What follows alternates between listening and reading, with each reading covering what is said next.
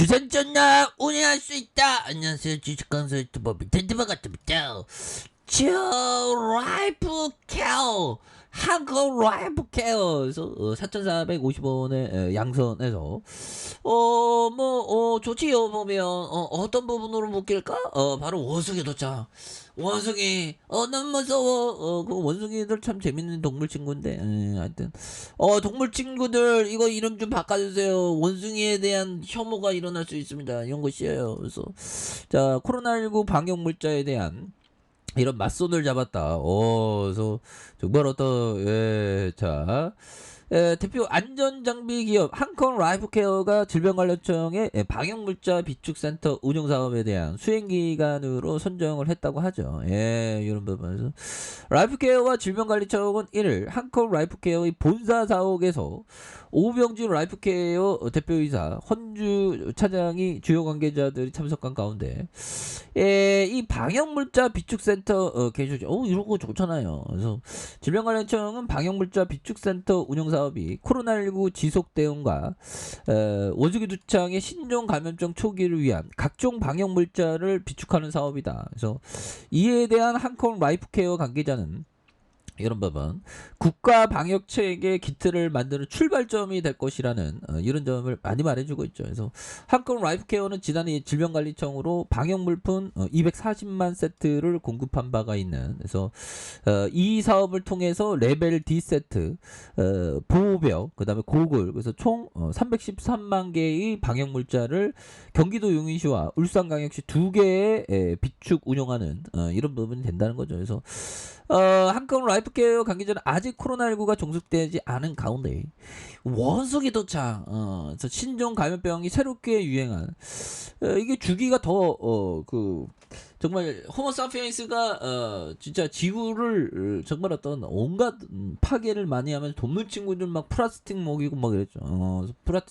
우리가 항상 지구 자원에 대한 어떤 소중한 어떤 가치를 항상 소중하게 생각해야 됩니다. 그래서 플라스틱도 좀 적게 쓰고 보면 그래서 유행할 조짐이 있는 만큼 방역물자 비축의 중요성이 갈수록 커지고 있는, 그래서 앞으로 의료진과 방역 관계자들이 방역물자를 적소에 사용할 수 있도록 철저한 관리와 안정적인 운영에 힘을 쓰겠다는 이런 어떤 점을 말해주고 있죠. 그래서 한편 한컴 라이프케어는 1971년 설립된 KS 일반 하재 대피용 마스크, 호흡기, 방열복, 방화복 이런 부분 되죠. 그래서 8월에 유가증권 시장에 상장한, 그래서 자회사 한컴 헬스케어 코로나19 중앙체 진단키트 출시했던, 그래서 신종 감염증에 대한 진단키트 개발 사업을 전개하는 이런 어떤 부분. 그래서 여기에서 또 다시 한번 또 강력한 모습, 이런 부분 또 있을 수 있는 부분이 또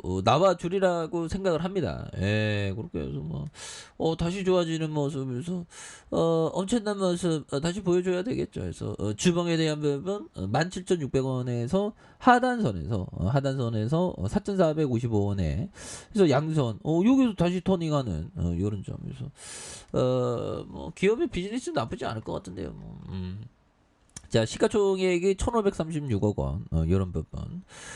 그리고 외국인들이 0.10, 액면가가 200원인, 이런 점에서 하이자산과 미래에셋, 하나자산과 H아문지에서 한글과 컴퓨터, 70.14입니다. 이렇게 해서. 자, 보면 재난 상황에 작업자의 생명을 보호하는 호흡기와 피복류, 헬멧과 장화, 그다음에 장갑, 그래서 개인 안정 장비에 대한 생산 판매하고 있고요. 동사의 제품은 소방군과 군, 경찰용 안정장비에 대한 질병관리청의 방위청에 정부에 납품하는, 그래서 하학과 중고업을 영위하는 일반 기업체의 개인 안정화 장비를 활용하고 있는, 그래서 동사의 소방용 장비 분야에 그래서 구조적인 장비에 대한 부분, 이런 부분 나와주고 있죠. 그래서 보면 매출액이 666억 원, 그 다음에 1518억 원, 1211억 원이 되는, 영업이익이 91억 387억 원, 그 다음에 48억 되는 이런 점에서 자본총계가 588억 적자, 그 다음에 378억 원, 1168억 원이 되는 이런 점, 이렇게 다시 좋아질 수 있겠죠. 그래서 영업이익률이 18.24, 3.99 이렇게 되는, 이런 부분에서 다시 한번 또 좋아지는 모습, 그래서 경기도 처인구에 있네요. 예, 그렇게 해서 자 보면 항공 헬스케어에 대한 부분에서 100% 갖고 있는 이런 부분에서 자 보면 요 부분에서 추가에 있어서 터닝에 대한 부분 굉장히 세게 나와줄 수 있는 모습 나와줄 수 있습니다. 그래서 자 하워드 막스 형이 얘기한 요점 자 보면요 비싼 거와 싼 것 중 객관적인 기준이 있어야 하는데 그 기준은 자산의 내재 가치를 바탕으로 효과적인 이런 부분 에어컨 꺼야 되겠다. 에어컨 에어컨 꺼야지. 이게 좀 서민의 삶 좀 안 꺼지지? 자 보면 현들아 결국에는 아끼고 저렇게 해야지. 근데 너무하네 보면 전기요금 오른다고 하죠. 자 아무튼 보면 아끼고 절약하고 절약은 수비고 공격은 투자죠 보면 그래서 열심히 해야 되겠죠. 그래서 내재 가치보다 싼 가격에 사서 비싸게 팔면 된다. 가치를 정확하게 평가하는 것이야말로 투자에 있어서 꼭 필요한 성결 과제가 되는 부분이 되겠죠. 그렇게 해서 자 이런 부분 가치에 대한 부분 그리고 쩔리 뭔가 여기 얘기했던 요즘 소액이라면 아주 적은 금액으로 흔치 않는 가격이 매겨진 잘 알려지지 않는 주식을 다뤄야 돼. 그렇죠. 누구나가 아는 주식보다 잘 알려지지 않은 그런 기업에 홀로 들어가 있어야죠. 그래서 가격과 가치가 비성장적으로 차이나는 주식 말이다. 그러나 아시다시피 정말 작은 영역이다. 그렇죠. 막 시가총액이 막 500억, 300억, 300억은 너무해요. 한 500억에서 1000억 사이 굉장히 작은 영역. 그래서 하나의 방법이 될 수 있지만 오랜 노력이 필요로 한 일이다. 예, 그래서 소액으로 투자할 때는 이렇게 하라는 거죠. 보면.